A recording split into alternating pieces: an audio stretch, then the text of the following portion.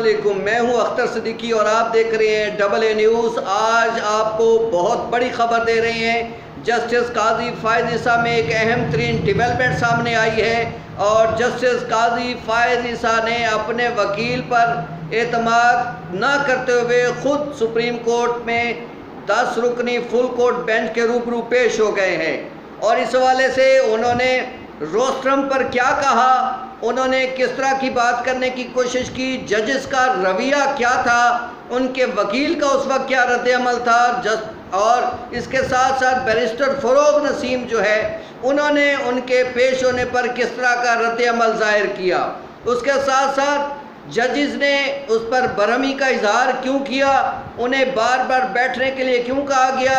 اور وہ کتنی بار روسٹرم پر آئے ہیں اور انہوں نے کس بات کی وضاحت کرنے کی کوشش کی ہے، انہیں آخر حکومت کے کس اقدام سے انہیں تحفظات تھے کہ جس کی وجہ سے انہوں نے اپنے وکیل کے ساتھ خود بھی پیش ہونے کا فیصلہ کیا ہے۔ یہ سب تفصیلات آج ہم آپ کو بتائیں گے اس ویڈیو میں۔ اور جسٹس قاضی فائز عیسیٰ کیس میں فل کورٹ بینچ کے سربراہ عمر عطا بندیال نے بات ایسی کر دی ہے کہ معاملہ ایک طرف ہی پلٹ کر رہ گیا ہے، اور یہ ساری چیزیں ہم آج آپ کو بتانے جا رہے ہیں۔ اور یہ خبر بہت بریکنگ نیوز ہے کہ جسٹس قاضی فائز عیسیٰ خود کمرہ عدالت میں پہنچے ہیں اور انہوں نے دلائل دینے کی کوشش کی ہے، اور اس حوالے سے عدالت نے انہیں کہا کہ آپ دلائل کیسے دے سکتے ہیں کہ جبکہ آپ کے وکیل پہلے ہی موجود ہیں، بہتر یہ ہوگا کہ آپ تشریف رکھیں اور ان کو دلائل دینے دیں۔ اس پر فروغ نسیم نے بھی اعتراض کیا کہ درخواست گزار جب وکیل مقرر کر چکے ہیں تو انہیں اب اس طرح سے دلائل نہیں دینے چاہیے، تاہم عدالت نے انہیں کہا کہ آپ بتائیے آپ کیا کہنا چاہتے ہیں، تو جسٹس قاضی فائز عیسیٰ نے کہا کہ میری اہلیہ کے حوالے سے انتہائی سخت کلمات ادا کیے جا رہے ہیں، میری اہلیہ کے حوالے سے اچھی باتیں نہیں ہو رہی ہیں، میری اہلیہ کے کاروبار پر جس طرح کے سوالات اٹھائے جا رہے ہیں وہ خود چاہتی ہیں کہ عدالت کے روبرو ویڈیو لنک کے ذریعے بات کریں، اور وہ اپنی صفائی دینا چاہتی ہیں۔ مجھے بہت تکلیف ہوئی ہے، میں بہت صبر کے ساتھ اب تک کی سماعت دیکھتا رہا ہوں، سنتا رہا ہوں، مگر اب جب کہ میری اہلیہ پر اس طرح کے سوالات اٹھائے جا رہے ہیں تو مجھ سے گوارا نہیں ہوا، ان کی سلائی مشینوں کے کاروبار کے حوالے سے سوالات اٹھائے جا رہے ہیں۔ میں چاہتا ہوں کہ عدالت نے اگر کچھ پوچھنا ہے تو وہ اپنی اہلیہ کی طرف سے بیان دینا چاہتے ہیں۔ اس پر عدالت نے انہیں کہا کہ آپ اہلیہ کی طرف سے کیا کہنا چاہتے ہیں، تو اس پر انہوں نے کہا کہ اہلیہ نے خود بتایا ہے کہ انہوں نے جتنی بھی چیزیں خریدی ہیں اپنے پیسوں سے خریدی ہیں، اور ان کا اس معاملات میں، اس جائیداد کی خریداری میں ان کے خاوند کا کوئی حصہ نہیں ہے، اور جہاں تک ٹیکس کی ادائیگی کا تعلق ہے تو وہ خاوند کو اس بات کی اجازت نہیں دیں گی کہ وہ اپنے معاملات میں، وہ ان کے معاملات میں کسی طرح کی مداخلت کریں۔ اس حوالے سے دوران سماعت جو ہے ججز نے ان سے کہا کہ آپ بیٹھ جائیں، تو جسٹس قاضی فائز عیسیٰ نے کہا کہ مسلسل میرے حوالے سے جو سوالات اٹھائے جا رہے ہیں، جو میرے معاملات پہ بارے میں باتیں کی جا رہی ہیں، میں حقیقت بتا رہا ہوں، میں منافق نہیں ہوں، میں نے آج تک جو بھی باتیں کی ہیں بالکل سچ کہا ہے، اور میرے خلاف جھوٹا پروپیگنڈا کیا جا رہا ہے، میرے خلاف میڈیا کو استعمال کیا جا رہا ہے۔ اس پر جسٹس عمر عطا بندیال نے کہا کہ بدقسمتی سے دونوں طرف سے میڈیا کا استعمال کیا گیا ہے، اس حوالے سے ابھی ہم کچھ نہیں کہہ سکتے۔ جسٹس عمر عطا بندیال نے یہاں تک کہہ دیا کہ ہم ایک جج کی وجہ سے باقی ججز کے عزت پر کوئی حرف نہیں آنے دیں گے، اور اگر کوئی تحقیقات مالی طور پہ ہونا ہے تو ہونی چاہیے، اور ہم چاہتے ہیں کہ ججوں کا بھی احتساب ہو۔ اس پر جو ہے ججز نے ان کو قاضی فائز عیسیٰ سے کہا کہ آپ تشریف رکھیں، اور اس کے بعد وہ تشریف رکھنے کی بجائے واپس چلے گئے، جس پر فروغ نسیم نے دلائل کا آغاز کیا۔ فروغ نسیم نے دلائل میں موقف اختیار کیا کہ جسٹس قاضی فائز عیسیٰ کے پاس ایک بہت اہم موقع تھا جو وہ گنوا چکے ہیں، اگر شوکاز نوٹس سے پہلے وہ اگر سپریم کورٹ سے رجوع کرتے تو پھر ان کی بات سنی جا سکتی تھی۔ اور سابق چیف جسٹس افتخار چودھری کے کیس کا حوالہ دیتے ہوئے فروغ نسیم نے کہا کہ چونکہ افتخار چودھری کے کیس میں شوکاز نوٹس ہی جاری نہیں کیا گیا تھا جس سے بدنیتی بالکل عیاں تھی، اس کیس میں کوئی بدنیتی نہیں ہے۔ اس پر جو ہے ایک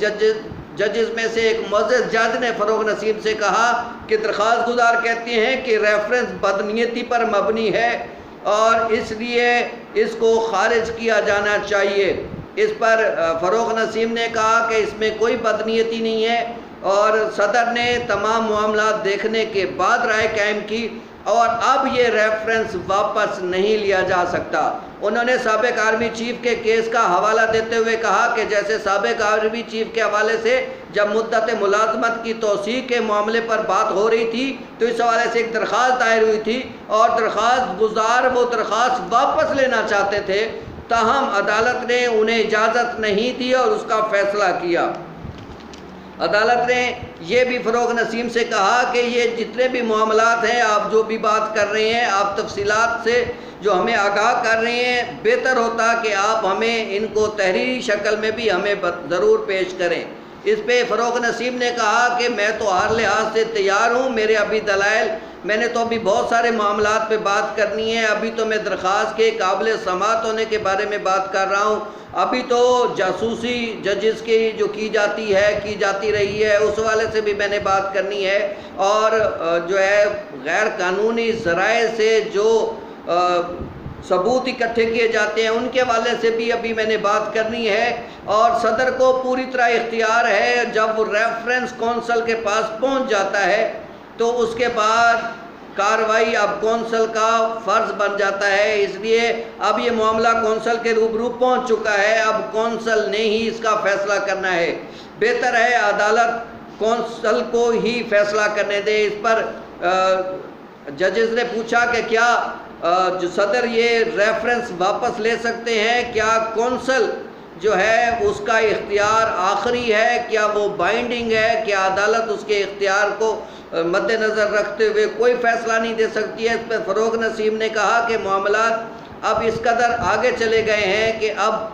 جو ہے کونسل کو آپ اس کی پروسیڈنگ سے نہیں روک سکتے، یہ معاملہ بدنیتی پر مبنی نہیں ہے اور ہم چاہتے ہیں کہ ججز کا بھی احتساب ہو، اور اس حوالے سے ہم نے تمام تر ثبوت کونسل کو پیش کر دیے ہیں۔ بہتر ہوگا کہ کونسل کو اس کی سماعت کرنے دی جائے۔ سماعت کے دوران ایک موقع ایسا بھی آیا کہ جب جسٹس عمر عطا بندیال نے کہا کہ ہم یہ معاملہ FBR کو بھیج دیتے ہیں، وہ اس سارے معاملے کا جائزہ لے لے اور اگر وہ ضروری سمجھے تو وہ اس کے حساب سے جسٹس قاضی فائز عیسیٰ سے بات پرس کر لے، اور اگر دونوں فریق اس پہ مطمئن نہیں ہوتے تو دوبارہ عدالت سے رجوع کر سکتے ہیں۔ چھٹیاں چل رہی ہیں اور معاملات ہم اس کے بعد یہ دیکھ سکتے ہیں، اور اس دوران جو ہے FBR بھی اپنے معاملات کو دیکھ سکے گا۔ اب بات یہاں پہ ہو رہی ہے جسٹس قاضی فائز عیسیٰ کے وکیل منیر ملک ہونے کے باوجود جسٹس قاضی فائز عیسیٰ کمرہ عدالت میں کیوں گئے، انہیں کس حوالے سے کیا تحفظات تھے، تو ذرائع نے AA نیوز کو بتایا ہے کہ جسٹس قاضی فائز عیسیٰ کو پتہ یہ چلا ہے کہ بعض حکومتی ارکان اور بعض حکومت کے لوگ جو ہے وہ ججز سے براہ راست رابطے کر رہے ہیں اور اس بینچ پر اثر انداز ہونے کی کوشش کر رہے ہیں، اور ان کی اہلیہ کے حوالے سے بعض ناپسندیدہ کام سامنے لائے جانے کا بھی امکان ہے، اور جس حوالے سے ان کے خلاف سخت ترین ریمارکس بھی دیے جا رہے ہیں، ان کے کاروبار پر بھی جو ہے وہ سوالیہ نشان لگایا جا رہا ہے۔ اور اس کے ساتھ ساتھ انہوں نے جب یہ محسوس کیا کہ فروغ نسیم اور دیگر جو ان کے ساتھ جو پیش ہونے والے وکلاء ہیں اور دیگر جو عملہ ہے وہ ججز کی ذاتی زندگی میں مداخلت کرنے جا رہا ہے، ان کی اہلیہ کے حوالے سے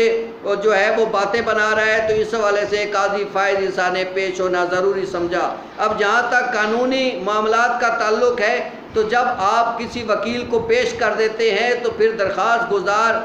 عدالت کی اجازت سے ہی دلائل دے سکتے ہیں، بصورت دیگر ان کے وکیل کو ہی دلائل دینا ہوتے ہیں۔ ابھی یہ کیس چل رہا ہے اور جسٹس عمر عطا بندیال نے واضح طور پہ کہا ہے کہ جسٹس قاضی فائز عیسیٰ جس طرح سے روسٹرم پر پہنچے ہیں اور انہوں نے جو دلائل دینے کی کوشش کی ہے، ہم اس حوالے سے یہ بات آرڈر میں بھی ہم لکھوائیں گے، اور اب یہ بات آرڈر کا حصہ بنے گی کہ جسٹس قاضی فائز عیسیٰ اپنے وکیل ہونے کے باوجود عدالت میں دلائل دینے پہنچے ہیں۔ اب یہ کیس کس طرح پہنچے گا؟ کیا جسٹس قاضی فائز عیسیٰ کو ریلیف مل سکے گا؟ کیا معاملہ سپریم جوڈیشل کو بھیجا جائے گا یا پھر یہ معاملہ FBR کی طرف جائے گا؟ ابھی یہ سب کچھ کہنا قبل از وقت ہے، کیونکہ ابھی